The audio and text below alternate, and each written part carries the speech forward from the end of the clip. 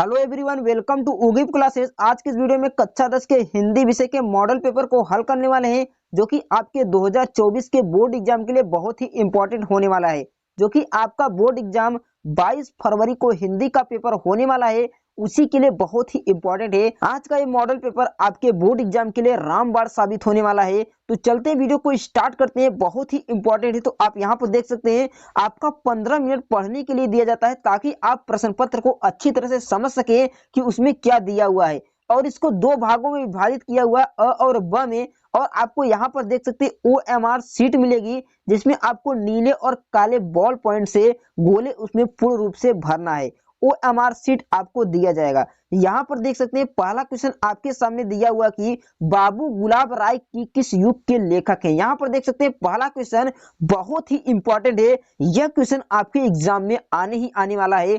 बाबू गुलाब राय किस युग के लेखक हैं? आप सभी जानते हैं कि बाबू गुलाब राय द्विवेदी युग के लेखक हैं। तो इसका ऑप्शन नंबर आपका बी बिल्कुल राइट आंसर हो जाएगा। दूसरा क्वेश्चन देख सकते हैं, बहुत ही इंपॉर्टेंट है। कह रहा कि चिंतामणि किस विधा की रचना है? तो जो चिंतामणि है, यह एक क्या है? निबंध है। चिंतामणि क्या है? यह एक निबंध है। अगर आपसे पूछे चिंतामणि के रचनाकार कौन है, तो चिंतामणि की जो रचना है रामचंद्र शुक्ल है। कौन? आचार्य रामचंद्र शुक्ल को चिंतामणि का क्या माना जाता है? रचनाकार माना जाता है, यानी रचना इन्होंने की थी। तीसरा क्वेश्चन देख सकते हैं, बहुत ही इंपॉर्टेंट है। कह रहा है कि गबन किसकी रचना है? गबन और गोदान, क्या पूछे? गबन और गोदान किसकी रचना है? तो यह मुंशी प्रेमचंद का उपन्यास है। क्या है? मुंशी प्रेमचंद का उपन्यास गोबान और क्या है? गबन और गोदान मुंशी प्रेमचंद का उपन्यास है। तो इसका ऑप्शन नंबर आपका ए बिल्कुल राइट आंसर हो जाएगा। चौथा नंबर क्वेश्चन देख सकते हैं कि शुक्ल युग की समय विधि कितनी होती है? तो शुक्ल युग की जो समय विधि है सन 1936 से 1943 है। कितना? सन 1936 से 1943। कहीं आपको 1920 से 1940 भी मिल जाएगा। कितना? 1920 से 1940 भी मिल जाएगा। पांचवा क्वेश्चन देख सकते हैं, नीड़ का निर्माण फिर किस विधा की रचना है? तो जो नीड़ का निर्माण है, इसे हरिवंश राय बच्चन ने लिखा है। किसे? हरिवंश राय बच्चन ने लिखा है नीड़ का निर्माण फिर। यह एक आत्मकथा है। क्या है? यह एक आत्मकथा है। इसका ऑप्शन नंबर आपका बी बिल्कुल राइट आंसर हो जाएगा। 6 नंबर क्वेश्चन है कि प्री प्रवास किस युग की रचना है? तो यह क्वेश्चन बहुत ही इंपॉर्टेंट है। आपके 22 फरवरी के एग्जाम में यह क्वेश्चन आ सकता है। तो यह पूछ रहा है कि प्री प्रवास किस युग की रचना है। अगर मैं आपसे प्री प्रवास की बात करती हूँ, तो यह एक महाकाव्य है। क्या है? प्री प्रवास एक महाकाव्य है, जिसे अयोध्या सिंह उपाध्याय हरिऔध ने लिखा है। किसने? अयोध्या सिंह उपाध्याय हरिऔध ने प्री प्रवास को लिखा है। यह एक क्या है? महाकाव्य है। इसे द्विवेदी युग में लिखा गया है। इसका ऑप्शन नंबर आपका ए बिल्कुल राइट आंसर हो जाएगा। अगला क्वेश्चन कह रहा है कि मधुशाला किसकी रचना है? यहां पर देख सकते हैं, बहुत ही इंपॉर्टेंट क्वेश्चन है कि मधुशाला किसकी रचना है? तो मधुशाला जो है हरिवंश राय बच्चन की रचना है। किसकी? हरिवंश राय बच्चन की रचना है। तो इसका ऑप्शन नंबर आपका सी बिल्कुल राइट आंसर हो जाएगा। आठवां नंबर क्वेश्चन देख सकते हैं कि भारत भारती किसकी रचना है? यहां पर देख सकते हैं, पूछा गया कि भारत भारती किसकी रचना है? तो जो भारत भारती है मैथिली शरण गुप्त की रचना है। किसकी? मैथिली शरण गुप्त की रचना है। इसका ऑप्शन नंबर आपका बी बिल्कुल राइट आंसर हो जाएगा। उसके बाद 9 नंबर क्वेश्चन यहां पर देख सकते हैं, पूछा है कि आधुनिक काल कब से कब माना जाता है? अगर हम आधुनिक काल की बात करते हैं, तो 1843 से अब तक, कितने तक? 1843 से अब तक आधुनिक काल माना जाता है। तो इसका ऑप्शन नंबर ए आपका क्या हो जाएगा? बिल्कुल राइट आंसर हो जाएगा। उसके बाद अगला क्वेश्चन देख सकते हैं, मतीराम किस युग के लेखक है? यहाँ आपसे पूछा है कि मतीराम किस युग के कवि हैं? तो जो मतीराम है वो रीति काल के कवि है। किस काल के? रीति काल के कवि मतीराम है। इसका ऑप्शन नंबर डी बिल्कुल राइट आंसर हो जाएगा। उसके बाद यहाँ पर देख सकते हैं, 10 नंबर आपका रचना से आता है और 10 नंबर आपका ग्रामर से आता है। जो कि हिंदी का ग्रामर होता है, वहां से आपका 10 नंबर पूछा जाता है। तो 10 नंबर आपका रचना हो गया। अब चलते हैं ग्रामर की ओर। तो यहाँ पर देख सकते हैं, हास्य रस का अस्थायी भाव क्या होता है? आप जानते हैं कि हास नामक अस्थायी भाव विभाग एवं संचारी भाग के संयोग से हास्य रस की उत्पत्ति होती है। अगर हम उदाहरण की बात करते हैं, तो हास पर गंगा हसे, भुजन पर भुजंगा हसे, हास के दो दंगा भयो, नंगा के विवाह में। तो इसका जो अस्थायी भाव है हास है। इसका ऑप्शन नंबर आपका सी बिल्कुल राइट आंसर हो जाएगा। 12वां नंबर क्वेश्चन देख सकते हैं, सोहत ओढ़े पीत पद श्याम सलौने गात, मानो नीलमन सैल पर आतप प्रयोग प्रभात। यहाँ पर पूछा है कि सोहत ओढ़े पीत पतु, इसमें कौन सा अलंकार है? तो आप सभी जानते हैं इसमें उत्प्रेक्षा अलंकार है, जहां पर क्या होता है, भेद रहित आरोप होता है। जहां उपमेय में उपमान का भेद रहित आरोप होता है, वहां पर उत्प्रेक्षा अलंकार होता है। तो इसका ऑप्शन नंबर आपका क्या होगा? ऑप्शन नंबर बी बिल्कुल राइट आंसर हो जाएगा। उसके बाद अगला क्वेश्चन देख सकते हैं, 13 नंबर क्वेश्चन है कि रोला छंद में कुल कितने चरण होते हैं? तो रोला छंद में कुल 4 चरण होते हैं और 24 मात्राएं होती है। तो इसका ऑप्शन नंबर आपका सी बिल्कुल राइट आंसर हो जाएगा। 14 नंबर क्वेश्चन देख सकते हैं, आकर्षण शब्द में कौन सा उपसर्ग लगा हुआ है? तो आकर्षण में आ उपसर्ग है। क्या है? आ धन आकर्षण हो जाता है आकर्षण। तो इसका ऑप्शन नंबर आपका डी बिल्कुल राइट आंसर हो जाता है।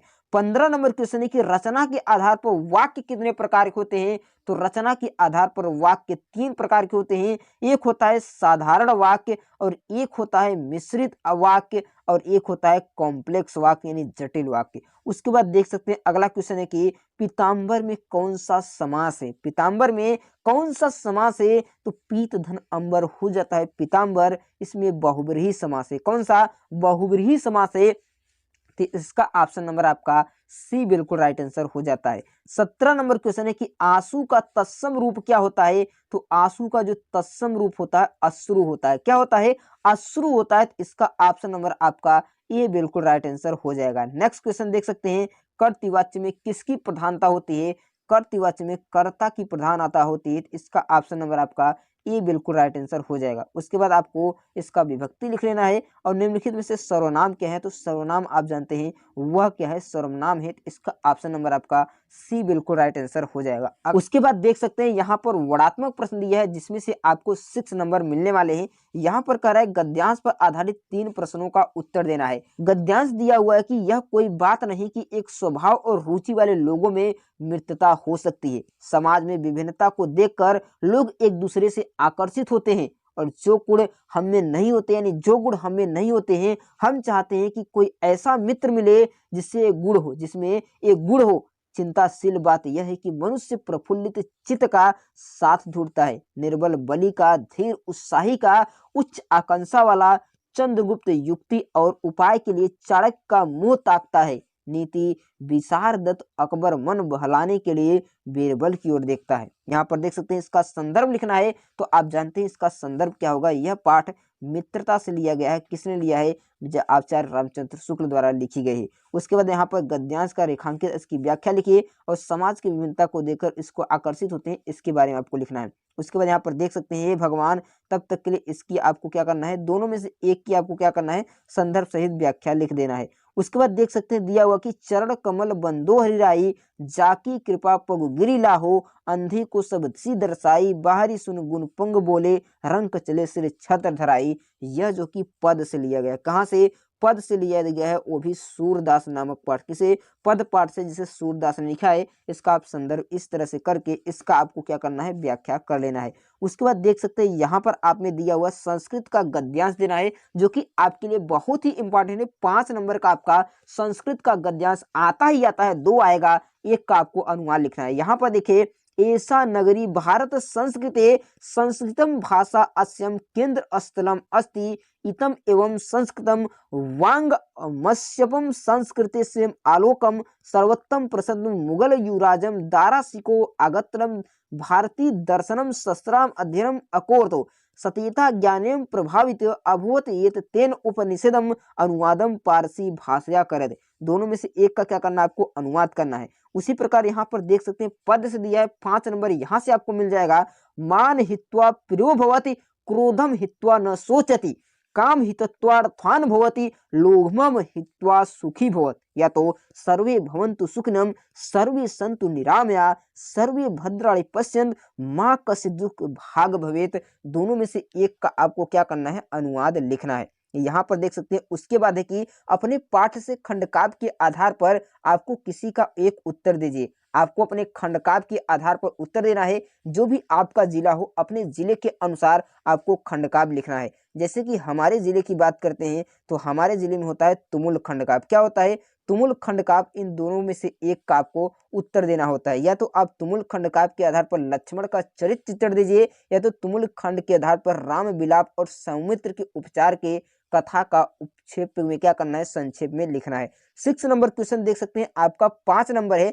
5 नंबर यहाँ पर देख सकते हैं क्यों दिया जाएगा, कह रहा है कि दिए हुए वाक्य में जीवन परिचय लिखते हुए उनकी एक एक रचना पर उल्लेख करना है। यदि आप क्या करते हैं, उनका जीवन परिचय लिखते हैं तो आपको 3 नंबर मिलेगा, और उनकी रचना का उल्लेख करना है, यानी अगर आप राजेंद्र प्रसाद की किसी एक रचना का नाम लिखना है तो उसको वो भी बताना है कि ये रचना क्या है, निबंध है, आलोचना है, कहानी है, ये क्या है, इसका उल्लेख करेंगे तब आपको जाकर 2 नंबर मिलेगा। या तो आप जयशंकर प्रसाद का लिखिए, या तो रामचंद्र प्रसाद शुक्ल का, दोनों या तीनों में से एक का आपको लिखना है। उसी प्रकार यहाँ से देख सकते हैं पद्य का है, 3 का दिया है, 3 नंबर आपको जीवन परिचय के मिलेगा, और 2 नंबर आपको रचना के लिए मिलेगा, और 1 नंबर आपको रचना लिखने के मिलेगा, और 1 नंबर वह रचना क्या है उसको लिखने के लिए आपको मिलेगा। जैसा क्वेश्चन में दिया गया है उसी प्रकार से यदि आप जीवन परिचय को लिखते हैं तभी आपको 5 में से 5 नंबर पूरा मिलेगा। अगर आप चाहते हैं कि जीवन परिचय लिखने का सही तरीका क्या होता है, सही तरीका आपको नहीं पता है, तो आपको नेक्स्ट वीडियो में जीवन परिचय लिखने का सही तरीका भी मिल जाएगा। यहाँ पर आप देख सकते हैं तीनों में से किसी एक का याद करके यहाँ पर लिख सकते हैं। उसके बाद यहाँ पर देखिए दिया गया है कि अपनी पाठ्यपुस्तक से कंठस्थ किया हुआ कोई एक श्लोक लिखिए जो इसमें नहीं आया हुआ है, तो आपको यहाँ से 2 नंबर मिल जाता है। कितने नंबर, 2 नंबर मिल जाता है। यहाँ पर देख सकते हैं लिखा है निम्नलिखित में से किन्हीं 2 प्रश्नों का उत्तर देना है, वो भी संस्कृत में।